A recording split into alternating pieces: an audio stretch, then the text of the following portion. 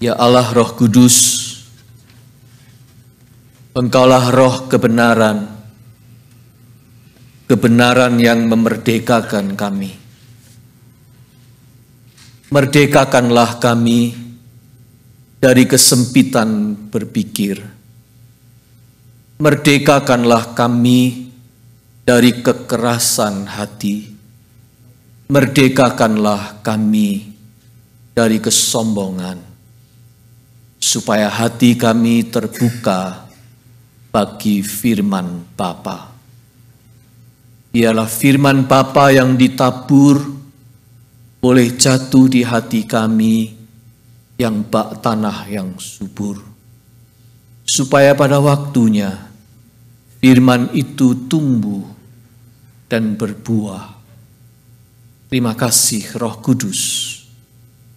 Terima kasih Yesus. Engkaulah firman Allah yang sejati. Bersabdalah kepada kami. Amin.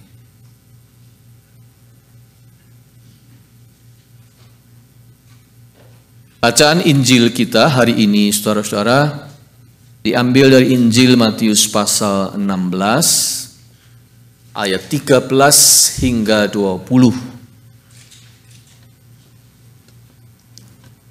Saya undang jemaat untuk bangkit berdiri selama pembacaan firman Tuhan ini.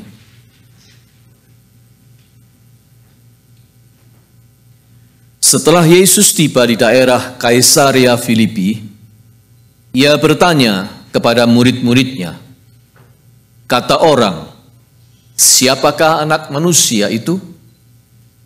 Jawab mereka, ada yang mengatakan Yohanes Pembaptis, ada juga yang mengatakan Elia, dan ada pula yang mengatakan Yeremia atau salah seorang dari para nabi. Lalu Yesus bertanya kepada mereka, tetapi apa katamu? Siapakah aku ini? Maka jawab Simon Petrus, engkau adalah Mesias, anak Allah yang hidup. Kata Yesus kepadanya, berbahagialah engkau Simon bin Yunus, sebab bukan manusia yang menyatakan itu kepadamu, melainkan Bapa-Ku yang di sorga. Dan aku pun berkata kepadamu, engkau adalah Petrus, dan di atas batu karang ini aku akan mendirikan jemaatku, dan alam maut tidak akan menguasainya. Kepadamu akan kuberikan kunci kerajaan sorga. Apa yang kau ikat di dunia ini akan terikat di sorga, dan apa yang kau lepaskan di dunia ini akan terlepas di sorga. Lalu Yesus melarang murid-muridnya supaya jangan memberitahukan kepada siapapun bahwa Ia Mesias.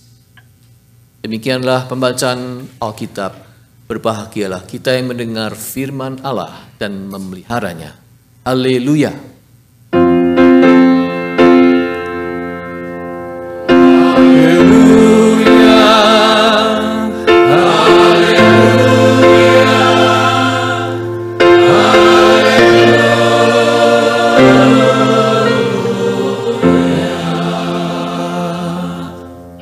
Jemaat, silahkan duduk kembali.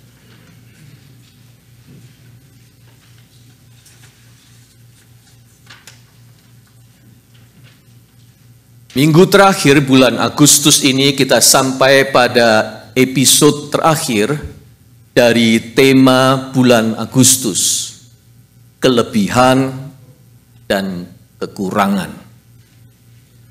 Kali ini kita berkonsentrasi pada tokoh Simon Petrus untuk mengangkat topik kelebihan dan kekurangan yang melekat pada manusia.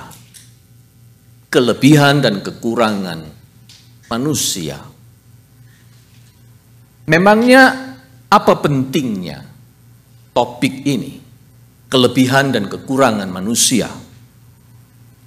Saudara sekalian, tanpa kita sadari, Sebenarnya banyak persoalan hidup berangkat dari ketidakmampuan mengambil sikap yang benar terhadap kelebihan dan kekurangan manusia, termasuk kita sendiri. Orang yang tidak sanggup mengenali kelebihannya sendiri pasti tidak confident dan prestasinya sukar meningkat karena dia tidak tahu kelebihannya sendiri. Orang yang tidak tahu di mana letak kekurangannya bisa menjadi tidak tahu diri atau tidak alert, tidak waspada. Orang yang tidak bisa menerima atau mengakui kelebihan orang lain gampang sekali menjadi iri hati. Orang yang suka sekali melihat kekurangan orang lain akan menjadi sinis atau sombong. Jika kita di dalam setiap hal susah melihat orang ada lebihnya dan selalu ada kurangnya, kita akan mengalami kesulitan dalam bergaul. Because no one is perfect, including ourselves. Minder, sombong, gengsi tinggi, tidak sensitif, tidak tahu diri, suka iri hati, sinis, tidak mau kalah, suka merendahkan orang, gampang marah, banyak musuh, suka bertengkar.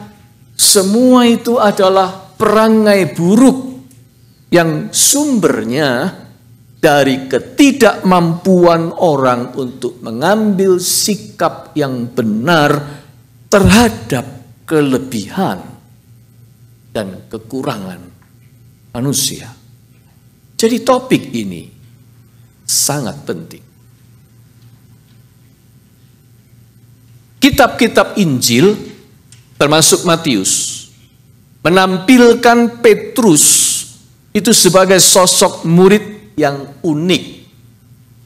Dia punya kelebihan sekaligus kekurangan yang menonjol. Kelebihannya adalah ditunjukkan Petrus itu melalui reaksinya yang cenderung spontan mendahului teman-temannya. Apa-apa dia selalu acung jari lebih dulu, ngomong duluan, maju ke depan, tampil duluan, nomor satu bicara, nomor satu menanggapi, nomor satu menjawab, melebihi murid-murid yang lain. Itulah Petrus, itulah kelebihannya. Sedangkan kekurangannya adalah meskipun dia cepat menjawab, tetapi ia seringkali tidak paham betul jawabannya itu sendiri. Dia asal nyeplos saja. Petrus itu besar mulut.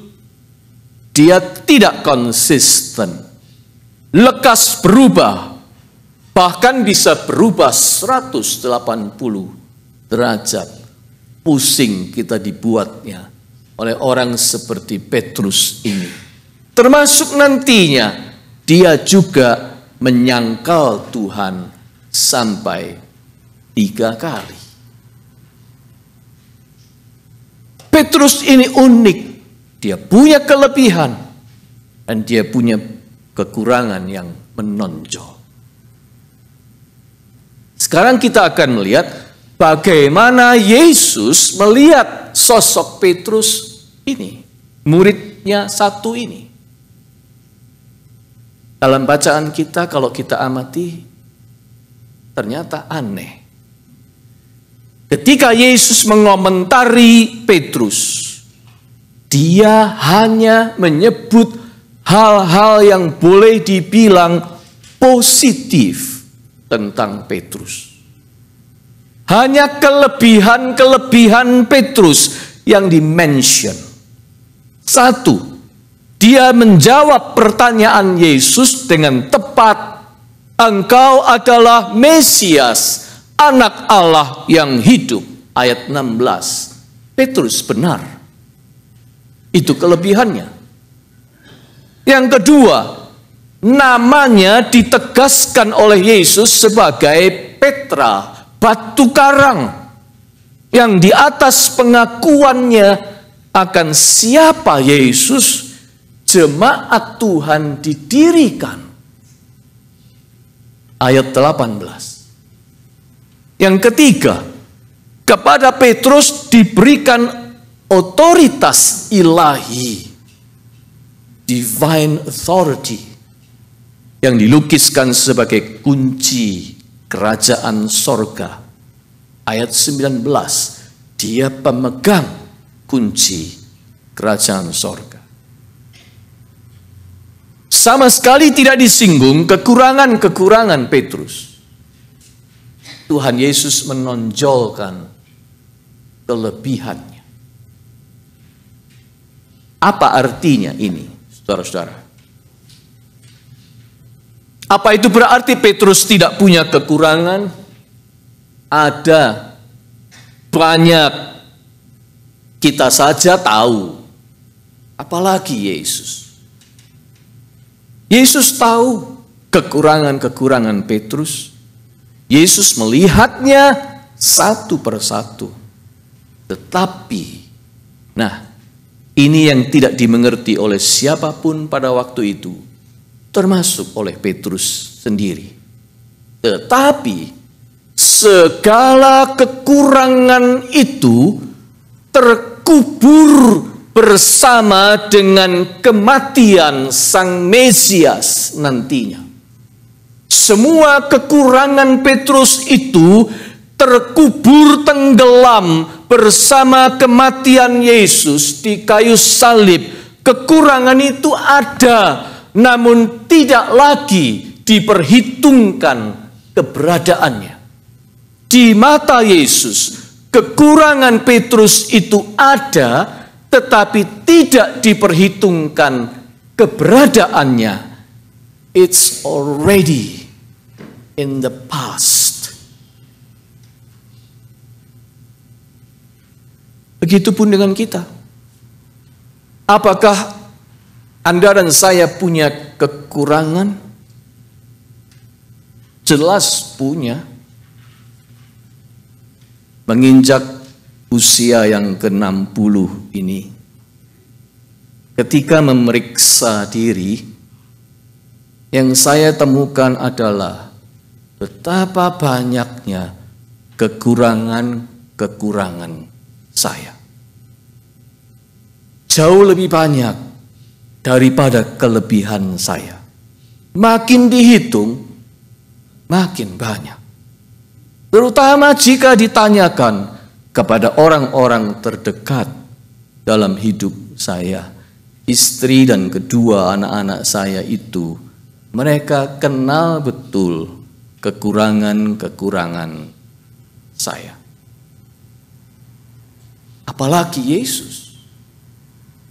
Setiap detail kekurangan saya, Dia lihat.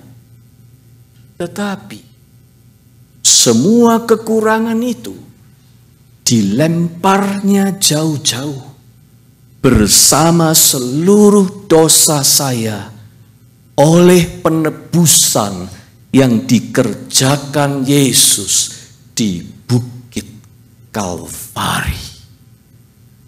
Itu Injil. Itu kabar baiknya. Semua kekurangan Anda dan kekurangan saya ada. Tetapi tidak diperhitungkan lagi keberadaannya. Apa lalu kekurangan kita jadi hilang? Kekurangan saya jadi hilang? Tidak. Kekurangan-kekurangan itu tetap ada, namun di hadapan Tuhan tidak diperhitungkan lagi keberadaannya.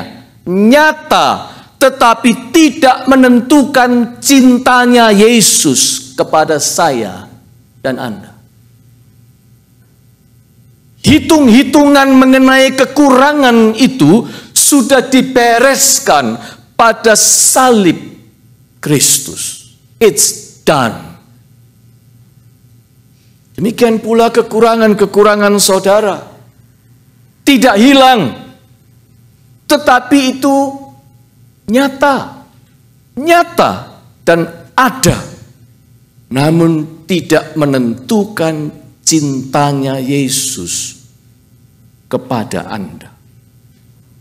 Yesus tidak mencintai Anda atas dasar kelebihan atau kekurangan Anda.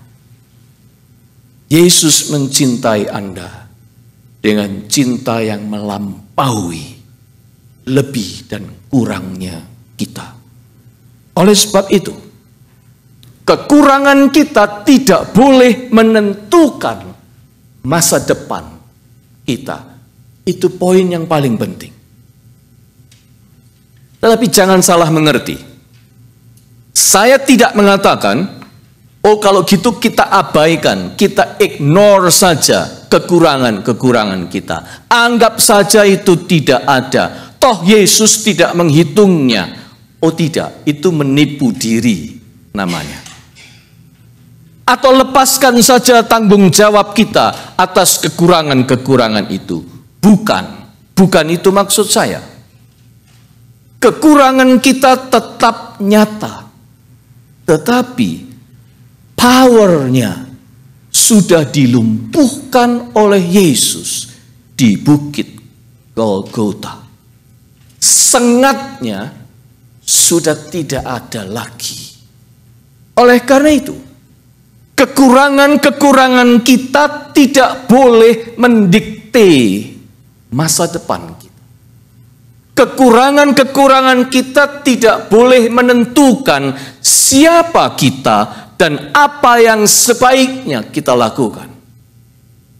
Sebab kekurangan-kekurangan itu powernya sudah dipatahkan di kayu salib Yesus Kristus. Saudara-saudara, sejujurnya hidup kita ini seringkali kacau.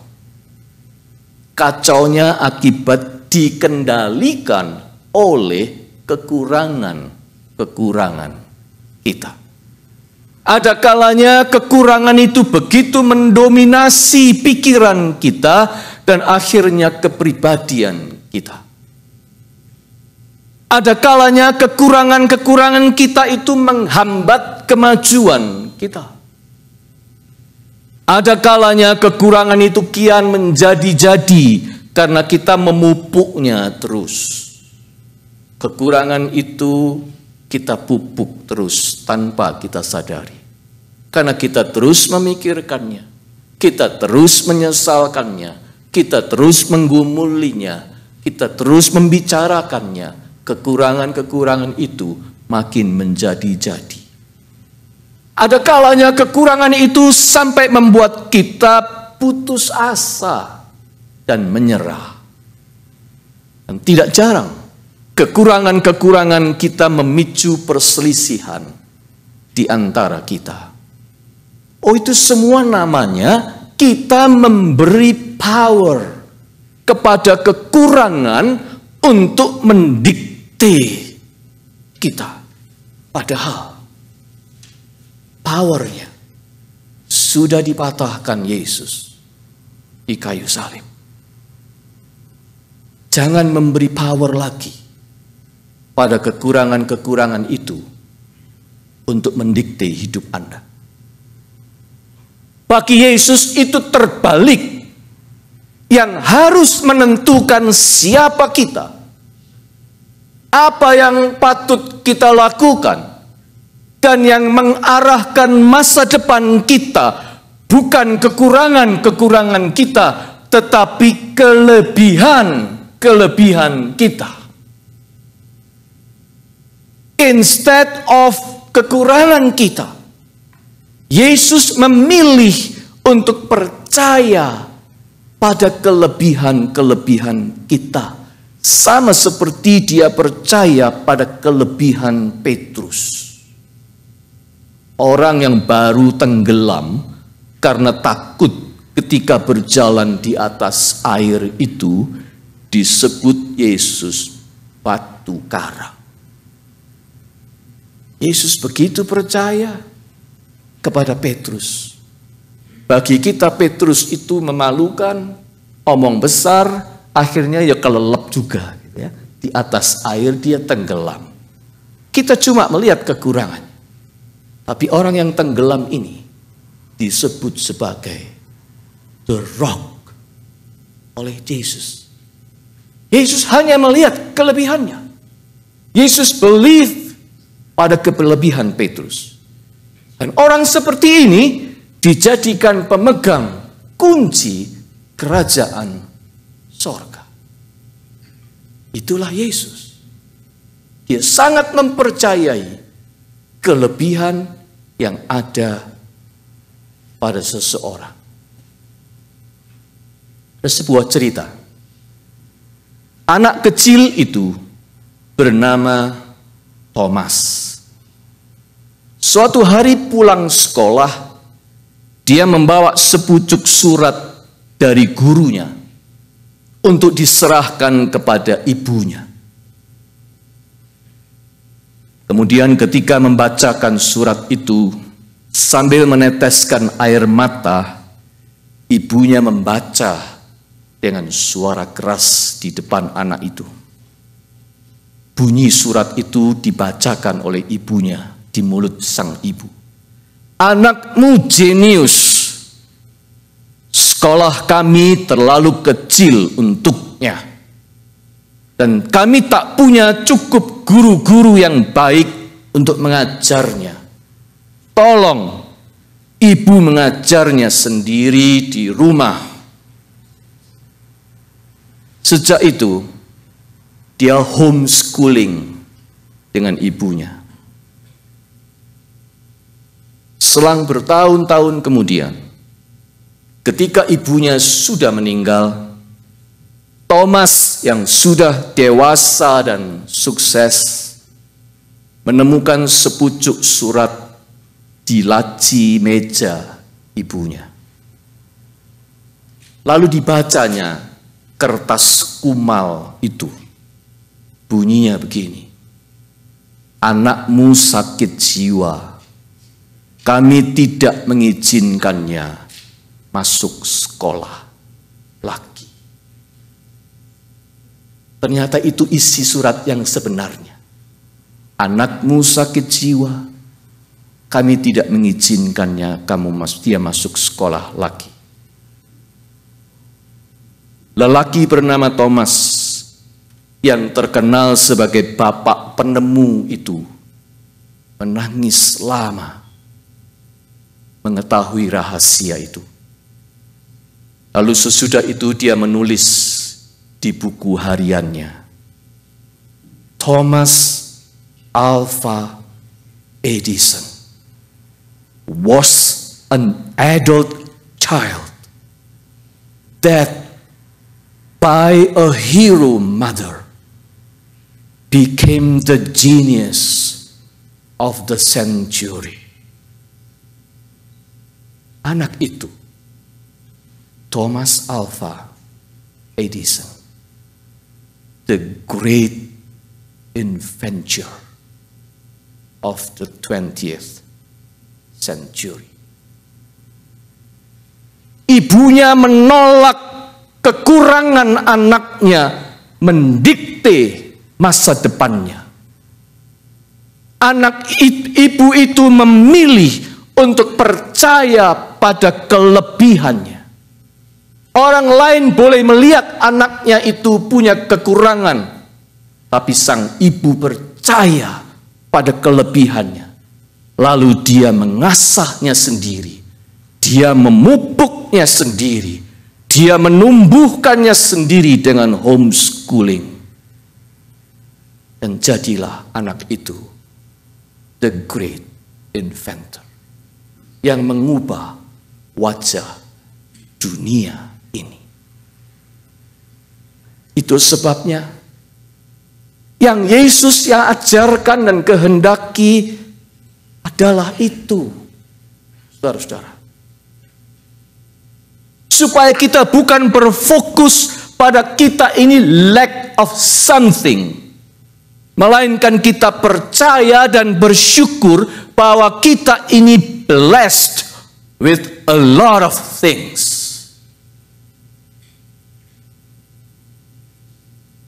Bekerjalah, berjuanglah, bergaullah, whatever we do, harus berangkat dari landasan ini. Kita percaya kita ini blessed with a lot of things. Tuhan memberi pada kita banyak kelebihan. Berangkat dari situ. Jangan berangkat dari kekuranganmu. Kekuranganmu memang ada. Kekuranganmu mungkin bagi manusia banyak. Bagi dirimu sendiri kau hitung banyak. Tapi jangan hidup atas dasar kekurangan itu. Sebab power dari kekurangan itu destruktif, akan menghancurkan masa depanmu. Oleh sebab itu kekurangan itu dipatahkan powernya di atas kayu salib Yesus Kristus, supaya engkau dan aku berjalan ke depan based atas dasar kelebihan yang Tuhan berikan kepada kita.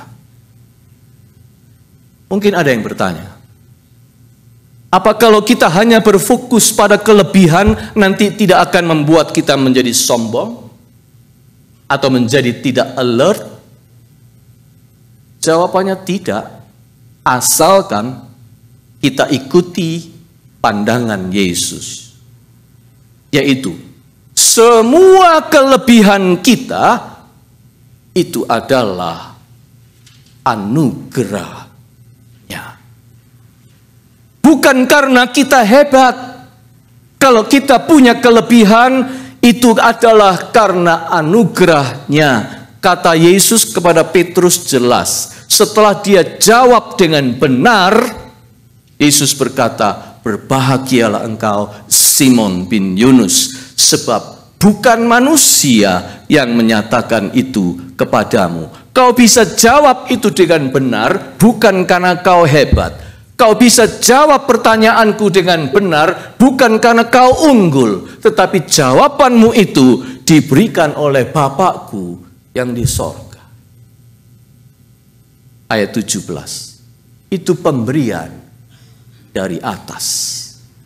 Itu hadiah. Kelebihan yang kita punya adalah hadiah belaka. Hadiah kelebihan. Tema kita hari ini. Saudara sekalian, dalam hidup ini, kita memang sepatutnya berfokus pada hadiah, kelebihan yang Tuhan beri pada kita. Apapun itu. Kekuatan, talenta, bakat, kesempatan yang baik, sifat-sifat yang baik, keterampilan-keterampilan tertentu, dan seterusnya. Hiduplah berdasarkan itu. Sebab itu pemberian dari Tuhan yang diberikan bukan untuk disia-siakan. Kita harus mempercayainya, merawatnya, menumbuhkannya. Thomas Edison itu sebenarnya penderita disleksia. Zaman itu orang nggak ngerti penyakit itu. Tetapi sebenarnya dia menderita disleksia. Yaitu orang sukar memproses bunyi di dalam otaknya. Sehingga dia dibuat confused waktu dia bicara dan waktu dia mengolah kata. Jadi kalau dia ngomong, dia suka membingungkan orang sebab dia sendiri bingung. Itu sebabnya guru-gurunya bilang, ini anak adult, ini anak sakit jiwa, bawa pulang ibu, kami tidak mau mengajar dia. Dia itu kena penyakit disleksia. Tetapi kekurangannya itu justru mengantarnya menjadi great inventor yang mengubah wajah dunia. Selain lampu pijar, Thomas Alva Edison menemukan alat reproduksi bunyi atau suara yang kita kenal sebagai fonograf. Dan kelak pesawat yang kita, device yang kita pegang, telepon yang kita punya, cellphone, semua itu ambil jasa dari temuan yang sangat fenomenal dari Thomas Alva Edison. Orang yang punya kekurangan dalam hal suara, dia justru menemukan temuan alat yang dalam kaitannya dengan suara. Artinya, apabila kita bersikap benar, bahkan sebuah kekurangan pun bisa turns out menjadi kelebihan. Jadi baik kelebihan maupun kekurangan sebenarnya adalah hadiah. Ada orang yang berkata, semua dalam hidup ini harus dilihat sebagai hadiah. Cuma ada hadiah yang bungkusnya jelek, kita sebut kekurangan. Sedangkan hadiah yang di-wrap dengan indah, namanya kelebihan. Tapi semuanya adalah hadiah. Jadi, kita jangan sibuk dengan bungkusnya.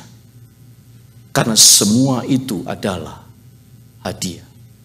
Hadiah untuk membuat hidup kita menjadi indah, bermakna, dan menjadi berkat.